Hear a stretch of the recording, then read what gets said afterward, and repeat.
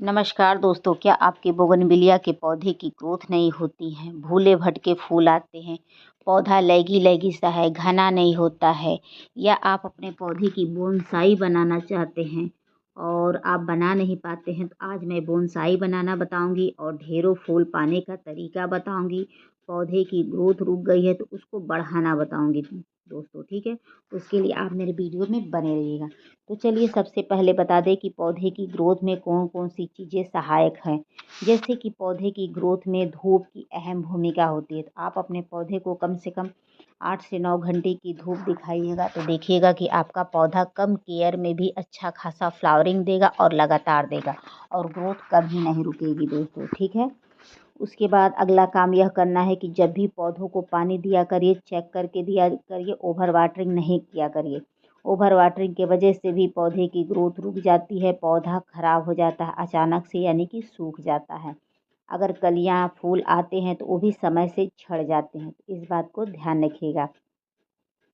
अगर आप बोगनविलिया का पौधा गमले में लगाए हैं तो एक बात का ध्यान रखिएगा कि पौधे की मिट्टी भुरभुरी तैयार करिएगा। जितनी भुरभुरी मिट्टी रहेगी उतने अच्छे से पौधा ग्रोथ करेगा, उतना ही उस पे ढेरों कलियां और फूल आएंगे दोस्तों, क्योंकि भुरभुरी मिट्टी में जड़ें अच्छे से फैलती हैं, जिससे पौधा अच्छे से ग्रोथ करता है। तो मिट्टी का अच्छा तैयार होना भी अपने आप में बहुत ही ज़रूरी होता है, इस बात को ध्यान रखिएगा। अगर आप क्ले वाली मिट्टी में पौधा लगा देते हैं तो उसमें तो कभी ग्रोथ होती भी नहीं है, कलियां फूल तो बहुत दूर की चीज़ होती हैं, और नहीं तो कुछ समय बाद पौधा भी मर जाता है, इस बात को ध्यान रखिएगा। उसके बाद अगर आपने इस पौधे को गमले में लगाया है तो आपको खाद देना ही देना पड़ेगा। अगर गमले में नहीं लगाए हैं तो खाद नहीं भी देंगे तो भी ये पौधा फूल आपको देते रहेगा। अगर गमले में लगाए हैं तो एक बात का ध्यान रखिएगा कि महीने में कम से कम 2 बार खाद आप ज़रूर दीजिएगा, अगर लगातार फूल पड़ना है तो, ठीक है। क्योंकि हम जब 2 बार खाद देते हैं तो मिट्टी ताकतवर होती है, जिससे यह फ़ायदा होता है कि हमारा पौधा लगातार फूल देने के लिए रेडी रहता है।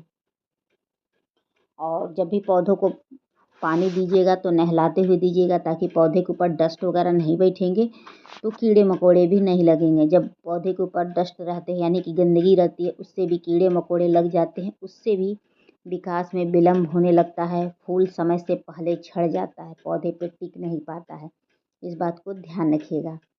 और साल में एक बार पौधे की कटाई छटाई ज़रूर कर दीजिएगा, जिससे पौधा घना होगा, बुशी होगा, उस पर ढेरों कलियां और फूल आएंगे दोस्तों। तो आप लोग खुद ही देख सकते हैं कि मेरे दोनों पौधे कितने स्वस्थ हैं और कितने अच्छे से इस पर फ्लावरिंग आए हुए हैं दोस्तों।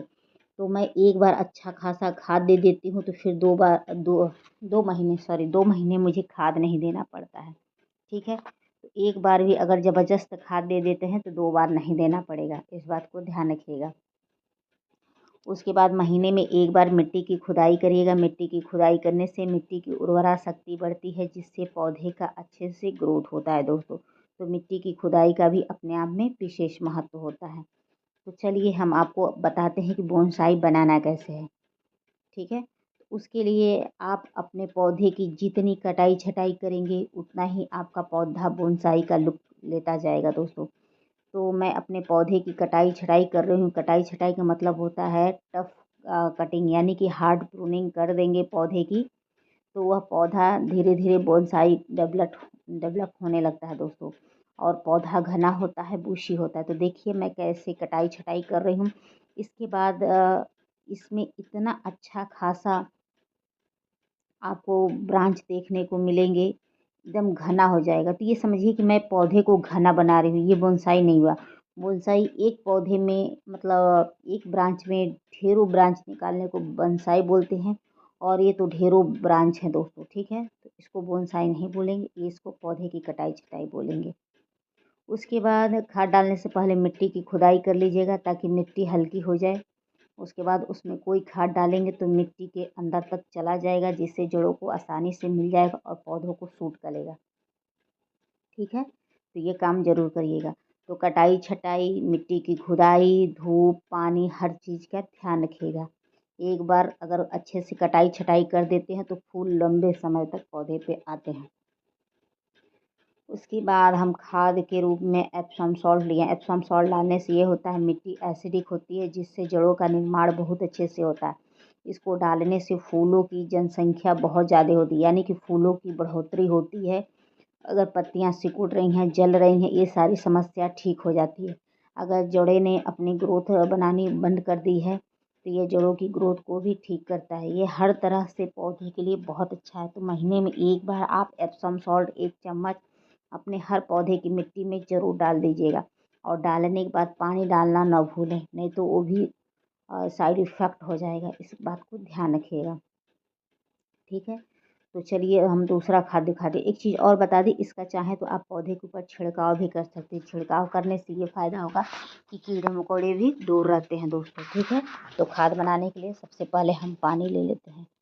तो पानी में हम सबसे पहले ये वाला खाद डालेंगे। ऑल प्लांट के लिए आता है, यानी कि सभी पौधों के लिए। इसको डालने से पौधे की ग्रोथ बहुत तेज़ी से होती है। अगर आपने पौधे की कटाई छटाई की है तो नेचुरल चीज़ है कि उसकी ग्रोथ स्लो हो जाएगी। तो कटाई छटाई करने के बाद इसको अगर डाल देते हैं तो उसकी ग्रोथ बहुत भयंकर होने लगेगी। जब भयंकर ग्रोथ होगी तो उस पर फूल वगैरह बहुत ज़्यादा आने लगेंगे दोस्तों, ठीक है। तो इसको आप ज़रूर डालिए। तो ये दोनों खाद आपको ऑनलाइन मिल जाएगा, तो आप ऑनलाइन परचेज कर सकते हैं। मैं इसका लिंक आपको दे दूँगी।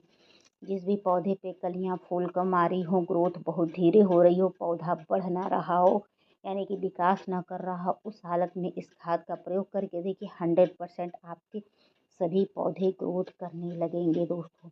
उसके बाद मैंने ये सरसों की खली लिया है। सरसों की खली डालने से ये होता है कि पौधों को जो ज़रूरी पोषक तत्वों की कमी हुई होती है वो दूर हो जाती है। इसको डालने से पौधा हरा भरा होता है। पौधे की पत्तियाँ एकदम मतलब चमकदार होती हैं। पौधे में हरियाली बनी रहती है। पौधा अच्छे से फलता है, फूलता है और लंबे समय तक इसका असर मिट्टी में रहता है दोस्तों। तो आप महीने में एक बार मिट्टी के अंदर नीम खली या आप मस्टर्ड केक का लिक्विड ज़रूर डालिए। तो ये मस्टर्ड केक का लिक्विड है और इसमें मैंने नीम खली भी डाला है। नीम खली इसलिए डाला ताकि मिट्टी के अंदर कीड़े मकोड़े न उत्पन्न हो दोस्तों, ठीक है। तो इन दोनों को डाल के मैं 4 दिनों के लिए पानी में भिगो दी थी। भिगोने के बाद मैं तब जाके अप्लाई कर रही हूँ। ये जितना पुराना होगा उतना ही फ़ायदा करेगा। तो ये सरसों की खली है, यानी कि मस्टर्ड की, और ये नीम खली है, ठीक है। इन दोनों खली को मैं भिगो के और पौधे की मिट्टी में डालेंगे, जिसका मुझे बहुत अच्छा खासा रिजल्ट देखने को मिलेगा। तो आप भी अपने पौधे की कटाई छटाई कर रहे हैं तो उसमें इस खाद को ज़रूर डालिएगा। और जो पानी बचे उसको दूसरे पौधे में अप्लाई कर सकते हैं, फेंकने की ज़रूरत नहीं है। ये नहीं है कि एक ही पौधे में डाल दीजिए, जितना मिट्टी को आवश्यकता होगा उतना ही डालिएगा, जो एक्स्ट्रा बचेगा दूसरे पौधे में डाल सकते हैं, ठीक है दोस्तों। तो दोस्तों आप लोग को मेरी वीडियो पसंद आएगी तो please like subscribe comment and share ज़रूर करिएगा। आशा करती हूँ कि आप लोग को मेरी वीडियो पसंद आई। फिर मिलते हैं नेक्स्ट वीडियो में नेक्स्ट टॉपिक के साथ।